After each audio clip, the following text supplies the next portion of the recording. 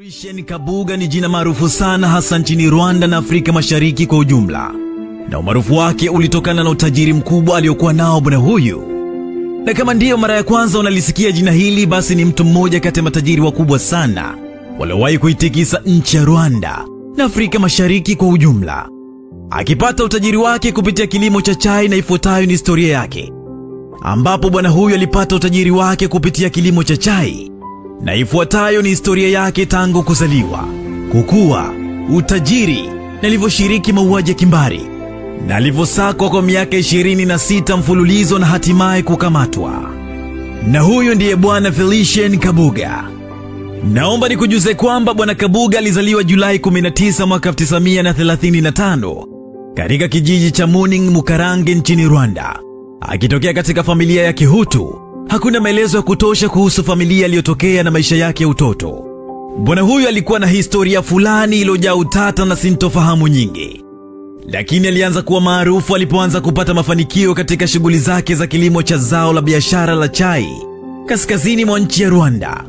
Kilimo hicho kilimfanya akafanikiwa sana kwa kumiliki mashamba makubwa na kuanzisha biashara nyingine ndogo ndogo ambazo zilimpa pia utajiri mkubwa sana, uliomfanya kabla ya mauaji ya kimbari kuwa tajiri mkubwa sana, na inavyosemekana alikuwa tajiri namba 1 nchini Rwanda kwa wakati huo.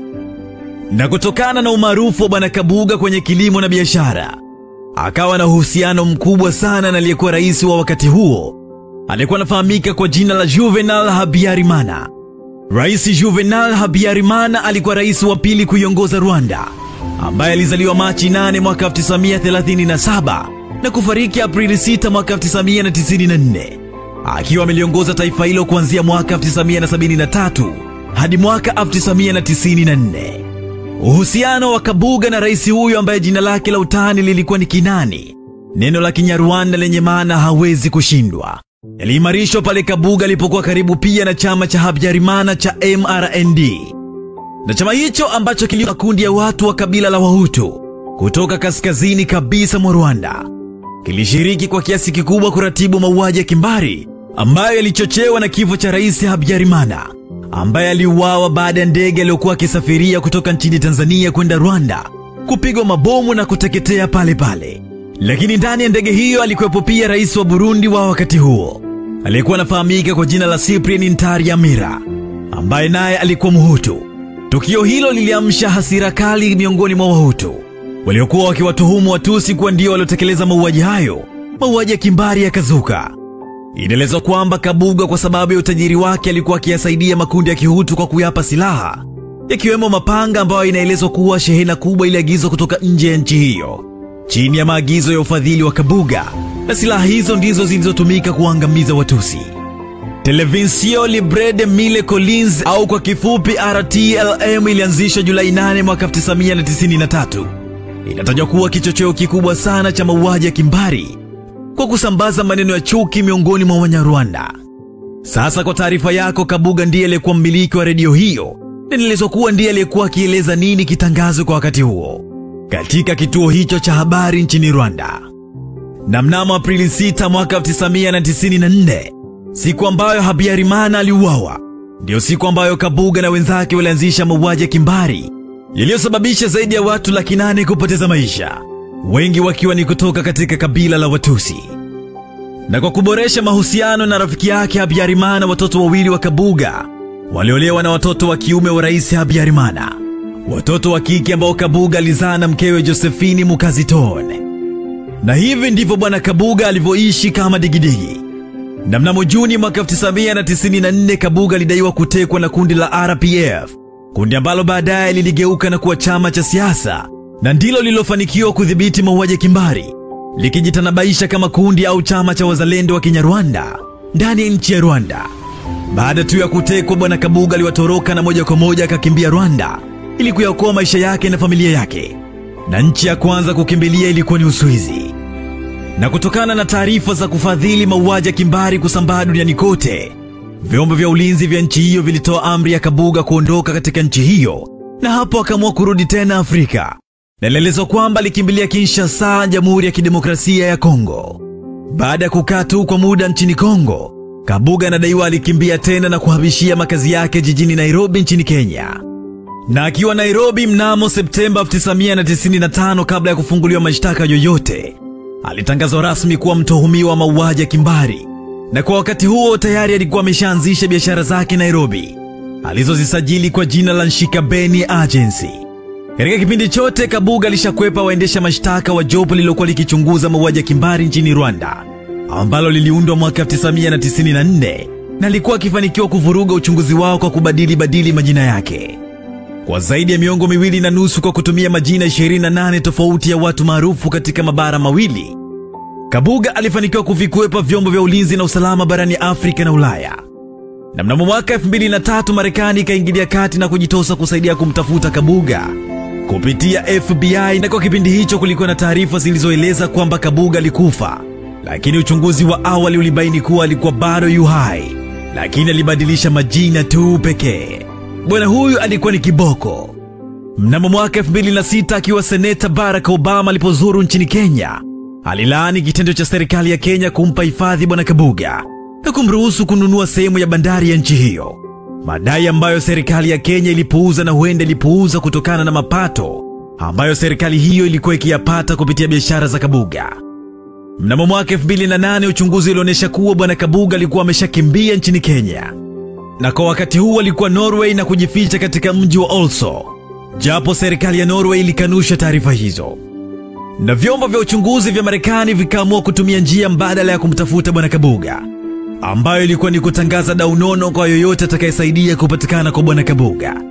Na dau hilo lilikuwa ni mtu atakayesaidia kupatikana kwa taarifa sahihi za mahali alipo Bwana Kabuga atapewa dola milioni 5.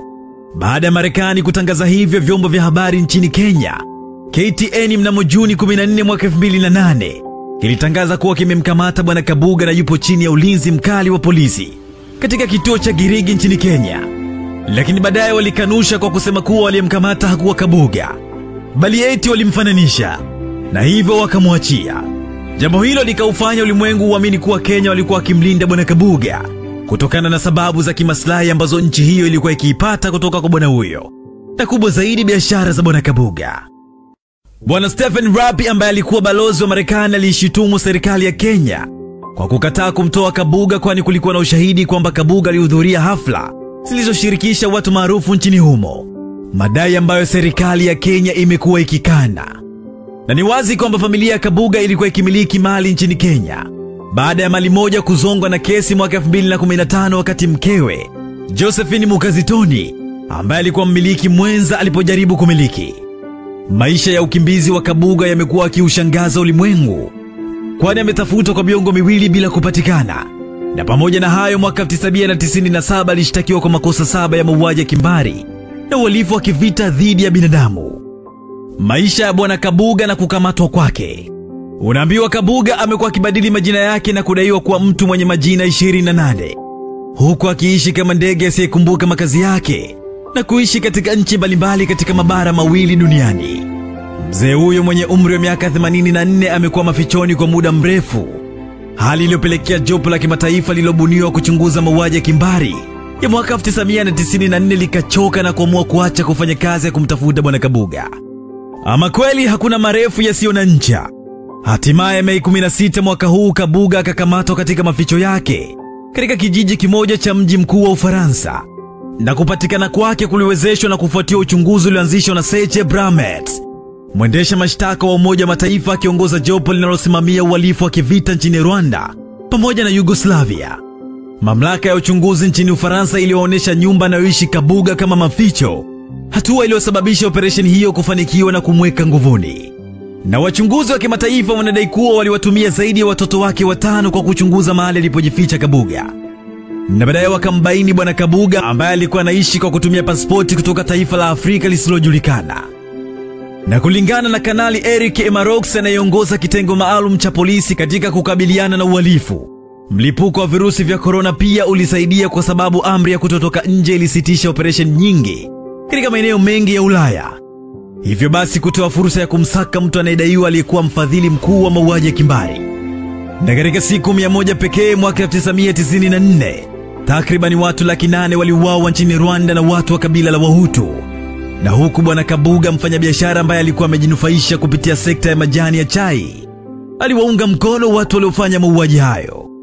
Na kwa mujibu wa jalada la mwendesha mashtaka ya jiji la Paris, anaeleza kuwa katika kipindi cha miaka 26 Bwana Kabuga aliishi katika nchi kadhaa zikiwemo Ujerumani, Ubelgiji, Kenya pamoja na Uswizi kabla ya kukamatwa kwenye viunga vya mji mkuu wa Ufaransa, yani Paris. Na Juni 3 mwaka huu, mahakama iliyokuwa ikisikiliza kesi hiyo imekubali kuihamishia katika mahakama ya mauaji ya kimbari nchini Rwanda iliyopo katika jiji la Arusha nchini Tanzania.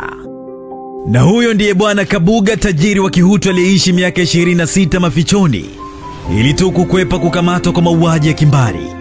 Hii imeendelewa kwako na Azizi Hashim na imeletwa kwako. Christian Kabuga ni jina maarufu sana hasa nchini Rwanda na Afrika Mashariki kwa ujumla, na umaarufu wake ulitokana na utajiri mkubwa aliokuwa nao bwana huyu. Na kama ndiyo mara ya kwanza unalisikia jina hili, basi ni mtu mmoja kati ya matajiri wakubwa sana waliowahi kuitikisa nchi ya Rwanda na Afrika Mashariki kwa ujumla, akipata utajiri wake kupitia kilimo cha chai. Na ifuatayo ni historia yake, ambapo bwana huyu alipata utajiri wake kupitia kilimo cha chai. Na ifuatayo ni historia yake tangu kuzaliwa, kukua, utajiri na alivyoshiriki mauaji ya kimbari na alivyosakwa kwa miaka 26 mfululizo na hatimaye kukamatwa. Na huyu ndiye Bwana Felician Kabuga. Naomba nikujuze kwamba Bwana Kabuga alizaliwa Julai 19 mwaka 1935 katika kijiji cha Muning Mukarange nchini Rwanda, akitokea katika familia ya Kihutu.